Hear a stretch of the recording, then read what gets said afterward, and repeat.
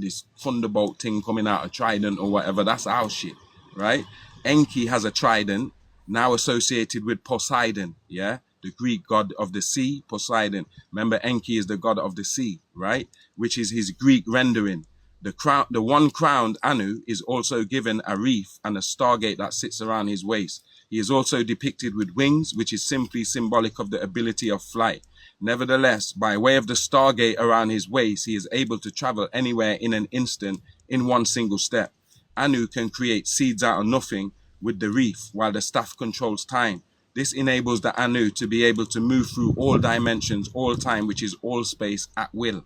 The Anu rules for 9 cycles based on their own time span. A day to God can be 1,000 years to you, which is a very long time in our own measurement. Consider it this way.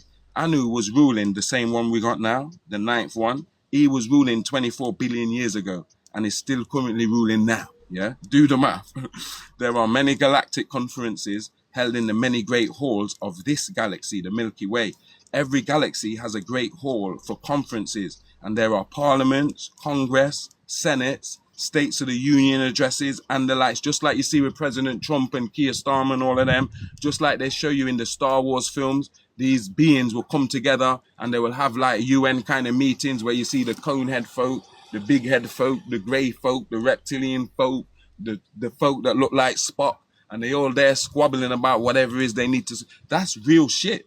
Anu and them have State of the Union addresses. They will come around and like in Orion, they'll have a certain part of Orion that's like the Oval Office. They will all gather there and have meetings in regards to what's going on in Orion and whatever. So the Most High moves around and has addresses different parts of his galaxy, just like the president would do, and have to travel to China and have to travel here and have this State of the Union addresses. So above, so below. Everything that's in human society is modeled off of those beings that we were created in their image and in their likeness. Yeah, whether you want to call them Elohim or Anunnakis or Neteru or aliens, right?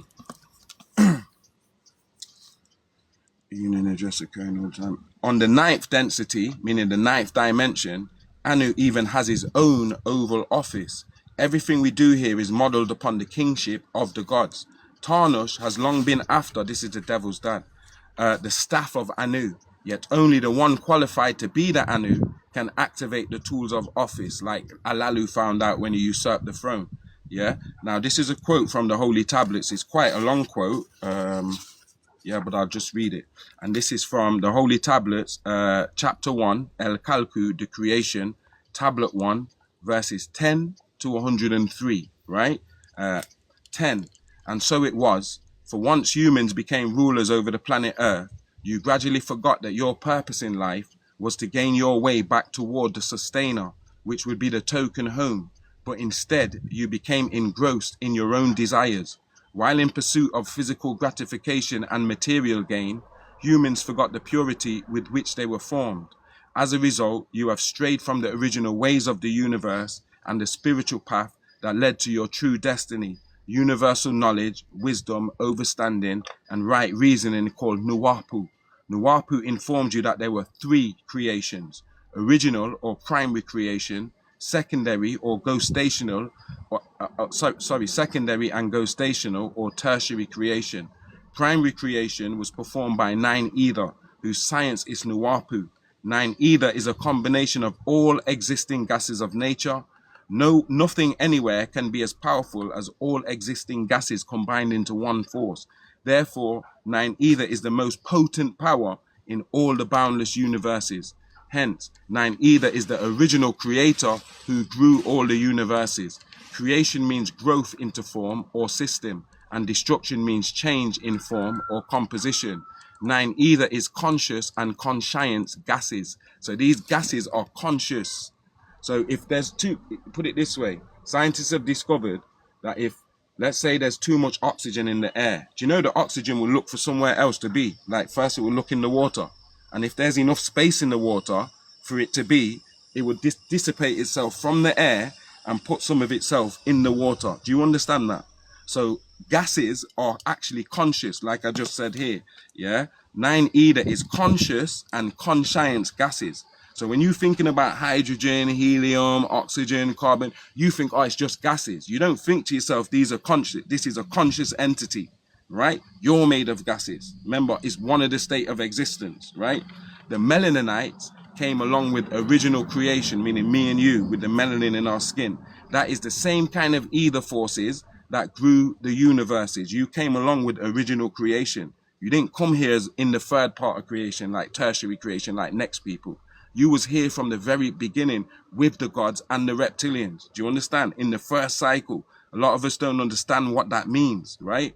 Therefore, the melaninites and their evolutionary descendants, meaning me and you, right, are the personification of the original creative forces, me and you, yeah? Simply, these melaninites created the universes in their etheric form. So we are the 1,000,000,008,000,000, trying to remember who we are now, right? 9 Ether then personified themselves as flesh and blood beings, right? There are 2 kinds of ether, 9 Ether and 6 Ether.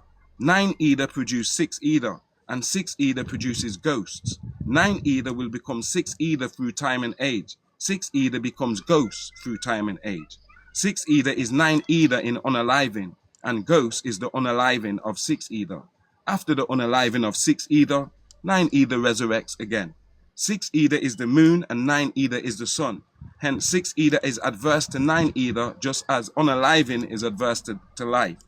All this takes place within the all, by way of the all.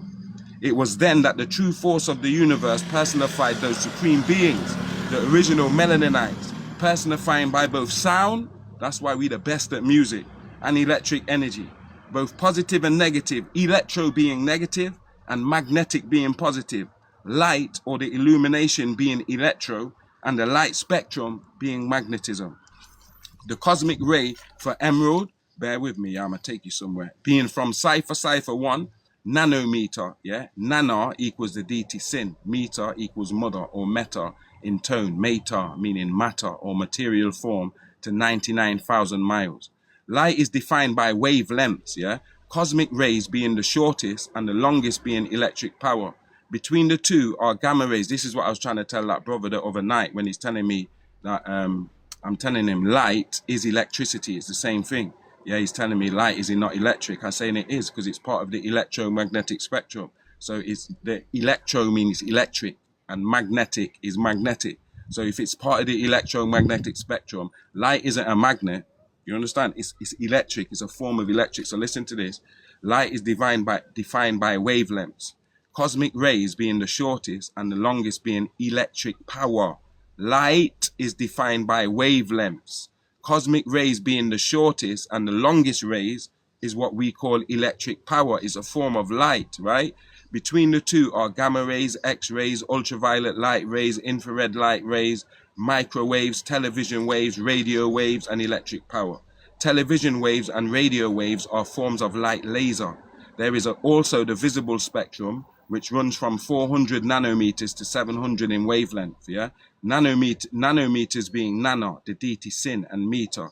With all light flowing through a prism, it becomes 6 colors: yellow, blue, red, green, orange, purple.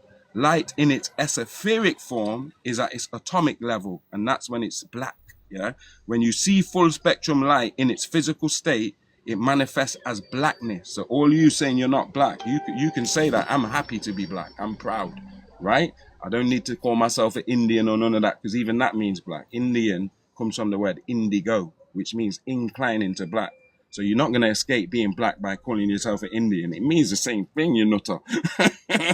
You understand? But yeah, all light in its etheric form, meaning its atomic form, it manifests as pure blackness, or what you call radiation. And all light in the electromagnetic spectrum comes from this radiation or this blackness. So you stay there when you're telling yourself you're not black. I am.